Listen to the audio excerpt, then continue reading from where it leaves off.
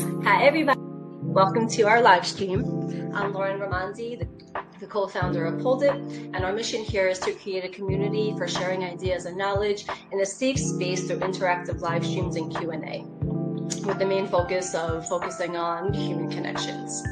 So here today on our live stream, we'll be talking about startup accelerators with the amazing Shanna Greathouse of Piggyback, who's going to talk about her experience throughout. So I'm going to invite her on now. If you've seen any of our other live streams, you may have seen her before. She's really smart. She's been through a lot, and I'm excited to hear about her experiences and share some of my own as well. Hi. How are you? Good. Good to see you. You too. Awesome day. Beautiful day in Cleveland. You look very nice. Thank you. Put on my summer outfits. So I know. I'm excited. I have the no sleeves on. I think the last time we were in sweaters, so I'm very excited. Yeah. I'm excited to be here too and dive in. Thank you so much. Absolutely. So you have been through a few accelerators, right? You've been through 7 or 8. I think 8 Whoa. is next week. Yeah. Wow. Okay. So let's jump in. So accelerators. So some people get confused between accelerators and incubators. So let's start with that. So what is the difference between the two? So incubator is kind of what it sounds like. You're a really small, you're at infancy stage, you're looking to grow the idea, come up with product market fit. Well, you can do product market fit later in accelerator too, but you're testing the market, validating your idea. And then an accelerator is really toward taking that idea to market and scaling it as well. Okay, very cool. So I know you've been through a few accelerators. Do they offer different things? Because I kind of went through an existing business version of one through the Goldman Sachs 10,000 Small Businesses, and we can talk about that a little bit later, but that was through All Aces, and I know that accelerators tend to be more for startups. So, is there a difference between all the different ones that you've gone to? There are different specializations, I would say. I've been through, for example, National Science Foundation. I've been through actually 2 rounds of the I-Corps program, and that's really about validating the idea. They're really tailored or customized for graduate students who are also doing research. So they go into the very, very, very basics and then expand from there. I went through it twice so that I could get forced to talk to people because I am more introverted. So it was a way to, there's grant money at the end, like a small amount for the I-Corps program, but it forces you to talk to, I think by the end of the program, it was like 120 people. So it's a great motivator. Okay. I've been other accelerators that are just focused on one aspect. So Jumpstart has, which is a Cleveland VC fund. They have one specifically for digital marketing, which is not something I've really been in before. So that was really helpful, going through everything from SEO to video editing to content scheduling. We have a question. What's the ideal time? Let's see. What is the ideal time for you to go to the accelerator route with your startup? Do you need to be VC funded, or is it when you have a production version of your idea that is already in the market? Yeah, I would say for accelerators, it's good to have an MVP. And the MVP doesn't have to be, it can be manual. I say that for like applications. If you have a proof of concept that is more, I'm manually coordinating people. So for Piggyback, the example would be if we had gone this route, we could have manually gone door to door, talking with neighbors, and then bundled that way and then presented them to contractors. That's a good enough MVP, I would say, to go to an accelerator. And then from there, a lot of the accelerators have coders on hand. So like that's nice. Yeah, part of the perks, like for example, Jumpstart just rolled out a software accelerator, and they're doing in-kind funding for actually building out MVPs. So okay, that's interesting. Yeah, it doesn't Okay. have to be as fully baked as you would think. Certainly not VC funded. A lot of people use accelerators as a way to get initial funding, especially if they don't have a deep network for friends and family rounds or angels.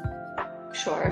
So when you go through accelerators, you have to give up equity, right? Or how does it work? Or Not does necessarily. It depends on the accelerator. Some require it, some don't. Like one of the accelerators we're actually talking to now, so we might be on to number 9, is what you get. You do give up a portion of equity, but they serve as a matchmaker with investors while also having you go through some kind of a business plan refinement session with them. Okay. Yeah, because I was reading that, obviously, in the past I've researched accelerators, just in general, and we've thought about doing it for Pole Did at some point, and, I did read that it seems like almost all of them do have some sort of like an equity type of a thing. Now, is that certain types of accelerators, or is it just unique to the accelerator itself, maybe? It's unique to the accelerators. A lot of them are funded through like the Economic Development Fund. Mm-hmm. So then they're getting government fund to stimulate the economy, and they get funded based on, their output, essentially, how engaged they are with the entrepreneurs, what kind of services they're providing. So the accelerator becomes an extension of that, and it locks in they're getting paid for it too. Like the funding also includes their salaries.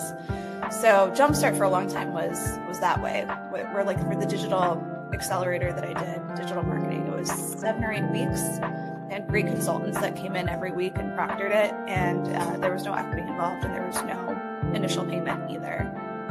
Okay. Oh, very cool.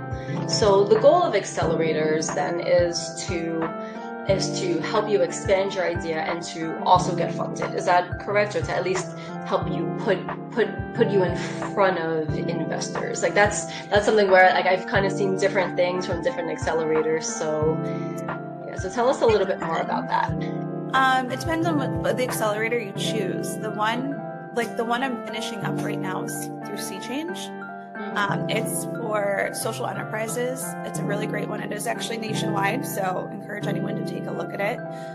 Once you need it, it's a lot of repeat curriculum from every other accelerator I've been in, and it doesn't necessarily match you with investors, though at the end there's like a pitch summit that they host. Okay. So that there are investors that are invited, so you could, in theory, there. But for me, it was more about understanding the requirements to confidently say that you're a social enterprise and you're en route to become a B Corp certification for us is what we're looking for in the future. So how rigorous the KPIs have to be. What kind of statistical modeling do you have to do to establish a baseline, if any? And so that was why I chose that one.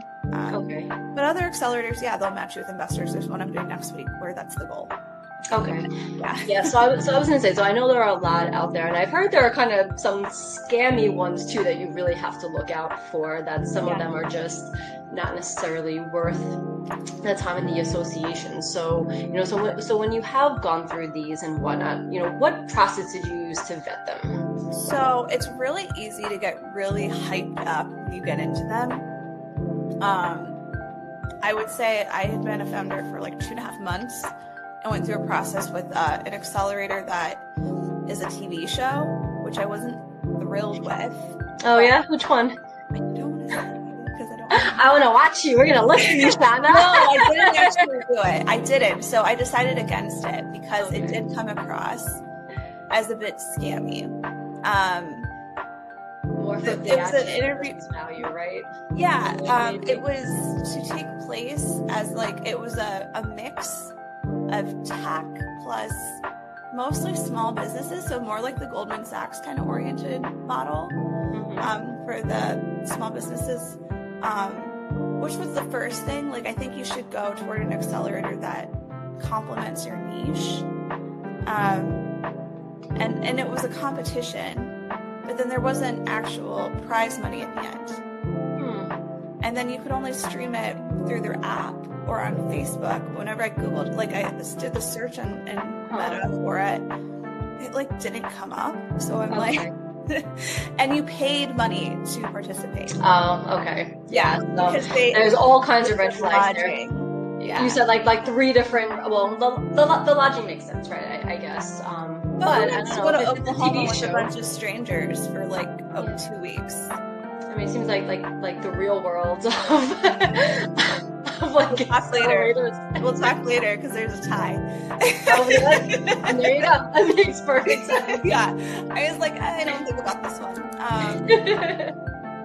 So I passed on that one. So yeah, I think you have to ask a lot of questions, see what you're actually getting out of it at the end. Look at who their past cohorts have been, and if it's a really new accelerator, make sure that they're not trying to stick you with their startup fees to get the accelerator going. Yeah. And I've never heard of that before. That's actually interesting. Of someone paying you a fee. Because isn't the whole point that they're trying to help you get money because they know that you're a startup with no money, right? Like, isn't that the whole purpose of having the accelerator? It doesn't connect with people. At least that's what I found based on the hundreds of outreach from LinkedIn I get every single month asking for me to pay them to do something like generate revenue. And I'm like, don't you connect to startup pre-seed with people don't connect with us. Yeah, no, exactly. It seems like it defeats the entire purpose. It's like you're reaching out to the wrong audience if you're trying to find someone to pay you money. Like somebody with a startup doesn't have money to give you. They're trying to accelerate their business in order to do that. Oh my goodness, that's so funny. So also just like I'm gonna take a quick break for anybody. If you have any questions or if you wanna come on, join us on the panel to to share any insights or ask questions. You can raise your hands or ask questions in the Q&A, or of course just BS and chat with each other in the chat now and afterwards. So just throwing that out there if you want to join us up here. We're not going to charge you. Maybe you'll get paid in equity, right? Unlike the real world of accelerators. Yeah, I will tell you about that one. Like they had me until they're like, and it's in Oklahoma, and I'm like, not paying $4,000 to vacation in Oklahoma with a bunch of strangers. So the application process. Oh, you know what? It's funny. So I feel like so Sami's Mal just asked a question which I think might be similar to what I had just asked. So how do these accelerators decide which startups to onboard to help them? I think they're asking like how do they choose, and that kind of goes along with tips for the application process. So let's start with the question. So it depends on the accelerator. Right. Just so you know, Y Combinator is the gold standard, and they're harder to get in than all of the Ivy League schools combined. And my mentor went through the application process to actually be flown out there and interview, and it was wild. He said for the people that actually did make it, so he flew with his co-founders to San Francisco and completely paid for by the Y Combinator. Oh, wow. Food, lodging, whole 9 yards. He was there. They had a decision with him within the day. I want to say that's good. In a couple of hours. They're looking for polished. If you're looking at Y Combinator, it's like polished. Yes. Pedigree, connections, industry knowledge, secret sauce, and scalability. I was just reading the other day that there's a really large percentage, and I should find this, I'll put it in the chat afterward, of I think the vast majority of the people who do make it onto Y Combinator work in one of the FANG companies. So FANG is, I'm trying to remember, it's Facebook, Alphabet, I always forget the other. Is there another A or is it one A? No, probably Amazon's in there, I would assume. Amazon, Nvidia, and so G is, wouldn't it be Google? That's Alphabet, right? Yeah. I forget what the G is, but yeah, like I hear that that you have to work for one of those, live in San Francisco, have the tech background, come from a good school, or at least drop out of one, let's say, Yeah, the dropout. or something. Yeah. Which is kind of a shame. And Netflix, yes. Netflix, thank you. Yes, Netflix, that's good. Although now it probably would be NVIDIA over Netflix. But oh, Netflix. Got it. Yeah. it definitely wasn't Netflix.